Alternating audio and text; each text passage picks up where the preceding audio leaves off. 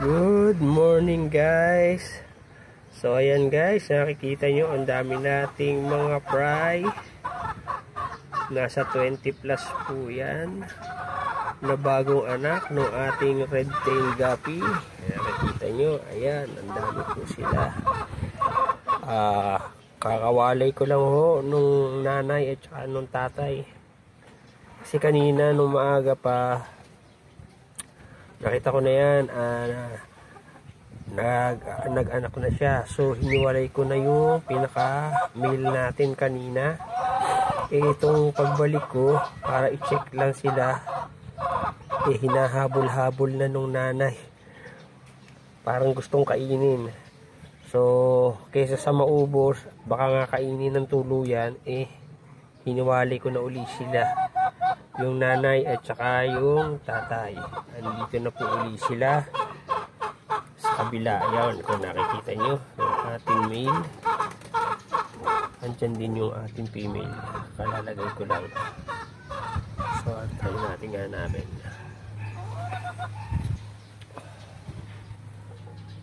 So andyan, pinagsama ko na po uli sila.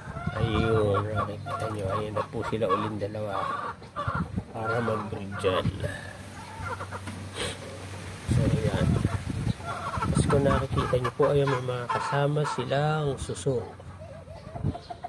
Kasi bumili ko kahapon, nagpabili yung utol ko ng susong pilipet, inahuli sa irigasyon. Nagluto kasi sila ngayon.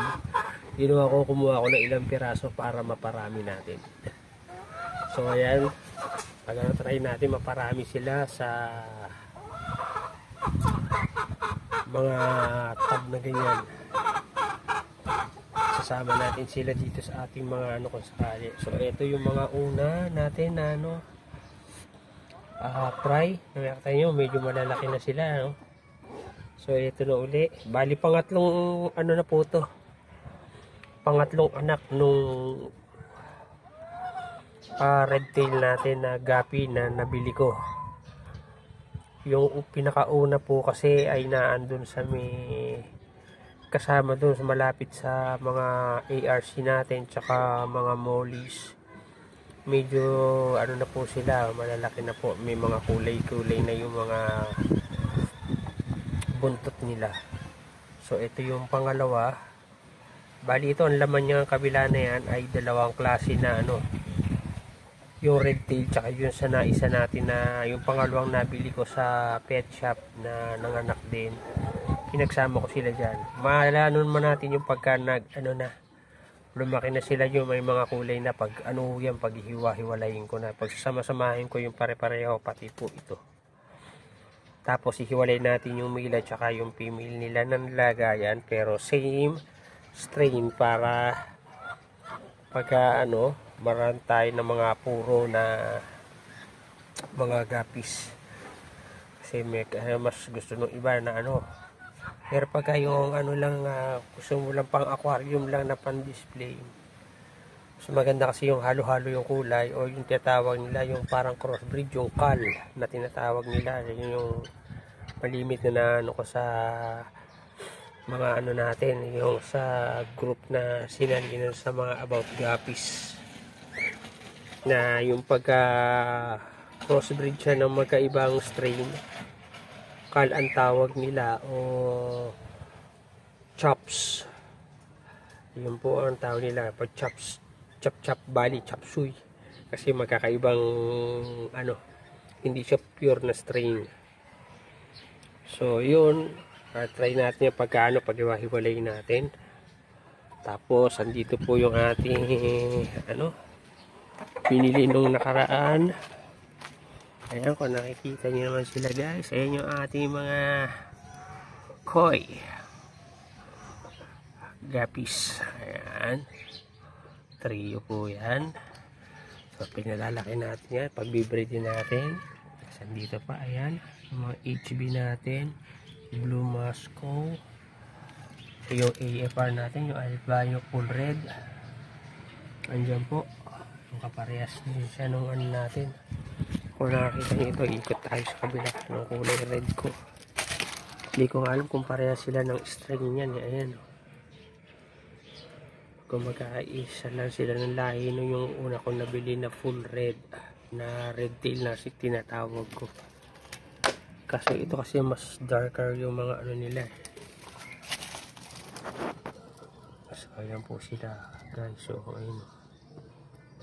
Mas maganda yung pagka ano nila.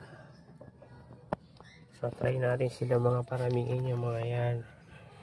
Bali magkakaiba po yan ng strain. 5 klase po yan na iba-ibang klase. So pag ano po, patadamihin natin yan. Gaya doon sa nauna natin. Ayan. So ayun po. So ayun guys. Walang mga aerator yan o ano, air pump. Yan lang sila. Nakatabi yung ating staka ng pang ano natin sa kanila. Ng tubig. So ayun po guys. Maraming salamat po sa manonood nyo at lagi nyo lang po supportahan yung FB page ko, Kuya George Clowney, at YouTube channel Joel Nahil. Sama-sama tayo magparami ng mga alaga natin gaya ng guppies, itong ating mga ibon, ringneck dove, kakatail, at ang ating mga pamanok na yan, panabong, pati po yung ating mga kahalamanan, gulay, bonsai, at mga prutas na pananim, at yung mga na-harvest natin, liluluto natin. So yun po, pagkaano po, basta landon po yan sa channel ko at saka FB page natin.